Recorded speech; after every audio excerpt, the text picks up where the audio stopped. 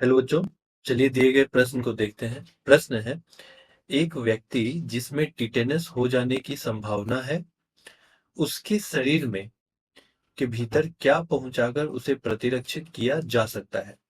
बच्चों, दिए गए प्रश्न का विकल्प है विकल्प ए मृत रोगाणु, विकल्प बी पूर्व निर्मित एंटीबॉडी, विकल्प सी व्यापक प्रभावी एंटीबायोटिक्स और विकल्प डी दुर्बल किए गए रोगाणु। बच्चों, इस प्रश्न की मुख्य अवधारणा है कि व्यक्ति है और उसको क्या होना है? टिटेनस। बट टिटेनस की क्या है? संभावना है, हुआ नहीं है लेकिन हो सकता है कि हाँ उसे हो। तो संभावना जो है, तो उस संभावना को ठीक करने के लिए जो प्रतिरक्षित प्रणाली है उसमें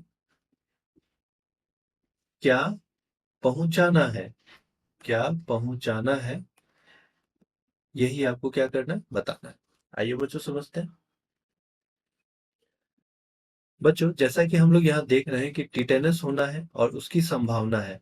मान लेते हैं यह एक व्यक्ति है, ठीक है, इसको अभी तक टिटेनस नहीं हुआ है लेकिन हो सकता है। तो अगर ये जख्मी हुआ तो इसे क्या होगा कि इसके अंदर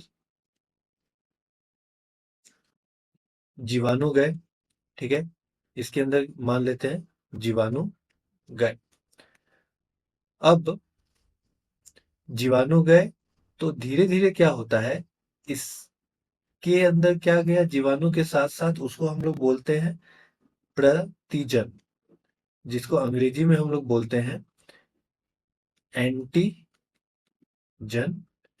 या फिर आप इसको हिंदी में लिख लीजिए एंटीजन। तो हर एक एंटीजन जो गया उसके विपरीत इस व्यक्ति के शरीर में क्या बनेगा? प्रतिपिंड बनेगा। प्रतिपिंड क्या होता है? इसको अंग्रेजी में हम लोग बोलते हैं एंटीबॉडी, या फिर ऐसे आप लिख लीजिए एंटीबॉडी। अब अगर एंटीबॉडी बन गया, पहला जीवाणु का क्या हुआ? संक्रमण हुआ, प्रतिजन गया, उसके विपरीत इस शरीर में क्या हो गया? एंटीबॉडी बना। अब दोबारा उसी जीवाणु से क्या हुआ कि संक्रमित यह व्यक्ति हुआ, लेकिन इस समय क्या हुआ कि ये बीमार नहीं हुआ। क्यों नहीं हुआ? क्योंकि इसके शरीर में इस जीवाणु के विपरीत एंटीबॉडी क्या था? बना हुआ था, प्रतिपिंड बना हुआ था, जो इस व्यक्ति को क्या कर रहा था? प्रतिरक्षित कर रहा था, यानी इसको उस बीमारी के अगेंस्ट क्या कर रहा था? इम्यून कर रहा था। तो यहाँ पर आप देख सकते हैं दिए गए विकल्प में कि अगर व्यक्ति में टिटेनस होने की संभावना है तो उसको टिटेनस से बचाने के लिए किससे प्रतिरक्षित करना चाहिए? तो पूर्व निर्मित एंटीबॉडी ही यहाँ पे क्या होगा?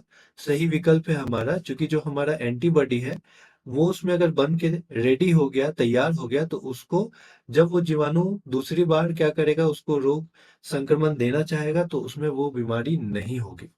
तो बच्चों, दिए गए प्रश्न का विकल्प बी क्या है? सही उत्तर है।